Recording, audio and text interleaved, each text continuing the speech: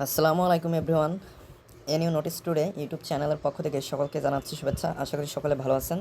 তো আজকের ভিডিওতে জাতীয় বিশ্ববিদ্যালয়ে 15 আগস্ট 2024 যে নোটিশগুলো প্রকাশিত হয়েছে সেগুলো নিয়ে আজকে আলোচনা করব।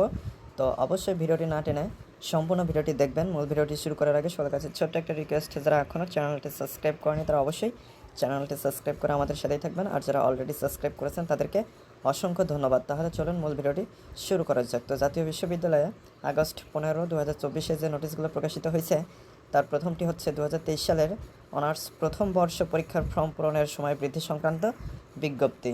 অর্থাৎ 2023 সালে অনার্স প্রথম বর্ষের যে ফর্ম পূরণের সময়টা দেওয়া ছিল সেটা বৃদ্ধি করা হয়েছে এবং সেটা তারিখটাও আপনারা বিস্তারিত দেখতে পারবেন। তো এরপরে আছে 2022 সালের অনার্স চতুর্থ বর্ষের ব্যবহারিক ও মৌখিক পরীক্ষার সময়সূচি সংক্রান্ত বিজ্ঞপ্তি। এরপরে আছে 3 নম্বরে জাতীয় বিশ্ববিদ্যালয়ের মূল ক্যাম্পাস। জাতীয় বিশ্ববিদ্যালয়ের মূল ক্যাম্পাসে গাজীপুর 2023-24 শিক্ষাবর্ষে প্রথম বর্ষ স্নাতক সম্মান প্রোগ্রামে ভর্তির প্রথম মেধা তালিকা ও প্রথম অপেক্ষমান তালিকা প্রকাশ সংক্রান্ত বিজ্ঞপ্তি।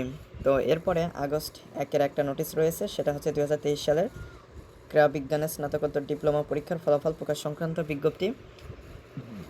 এরপরে জুলাই 31-এ আছে সিরাজগঞ্জ জেলায় অবস্থিত চালিতাডাঙ্গা মহিলা কলেজ এর নাম পরিবর্তন করে মোহাম্মদ নাসিম চালিতাডাঙ্গা মহিলা কলেজ নামে পরিচালিত হওয়া প্রসঙ্গে অফিস আদেশ।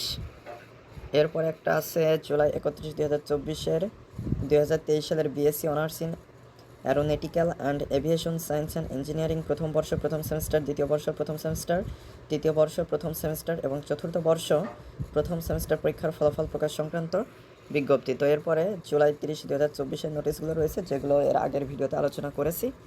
তো অনেক দিন পরে আপনাদের সাথে জাতীয় বিশ্ববিদ্যালয়ের নোটিশ প্রকাশিত হলো এবং সেগুলো নিয়ে আলোচনা করলাম। তো এখান থেকে আপনাদের প্রয়োজনীয়তা আপনারা বিস্তারিত দেখে নিতে পারেন। বিস্তারিত দেখতে না পারলে সেটা অবশ্যই কমেন্ট করে জানাবেন, তাহলে সেটা নিয়ে আমি বিস্তারিত ভিডিও তৈরি করে আপলোড করে দিলে আপনারা সেটা বিস্তারিত দেখে নিয়ে বুঝতে পারবেন। তো আশা করি মূল বিষয়টা বুঝতে পেরেছেন। তো আজকের ভিডিওটি এ পর্যন্ত। ভিডিও সংক্রান্ত কোনো মতামত থাকলে অবশ্যই কমেন্ট করে জানাবেন, আর যারা চ্যানেলটিতে নতুন এবং যারা এখনও চ্যানেলটি সাবস্ক্রাইব করেনি তারা অবশ্যই চ্যানেলটি সাবস্ক্রাইব করে আমাদের সাথেই থাকবেন, আর যারা অলরেডি সাবস্ক্রাইব করেছেন তাদেরকে অসংখ্য ধন্যবাদ।